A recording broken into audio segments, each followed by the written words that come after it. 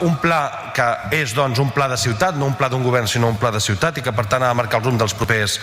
anys en inversions importants, que ha de posar al centre els vianants, ha de posar al centre les bicis, ha de posar al centre les zones verdes, les bones places, l'habitatge, molt més comerç, i que ha de tenir una ambiciosa mirada cap al mar, però abans fent uns deures previs, que és connectar el barri del Port amb la resta de la ciutat. Per això, la propera parada apretarem fort perquè sigui el projecte d'Unió Prim i Apodaca, que tenim partida pressupostària vinculada al pressupost, per això vam aprovar el pressupost també, per tant que es faci aquest projecte, aquest concurs important, que la plaça dels Carros sigui una realitat, parlem amb el Port, siguem pragmàtics aquí també, perquè si s'ho queda al port no és problema si fa una gran inversió i que tots puguem celebrar i sumem esforços. O Santillan, que no tot és urbanisme, com deia abans el conseller Collado, i calen equipaments que donin vida. És l'agraïment a la gent del barri,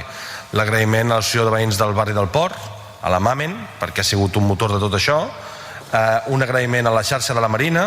i a totes les entitats ciutadanes del barri i a la ciutadania que s'ha implicat en participar de manera, jo crec que massiva, en aquest pla integral.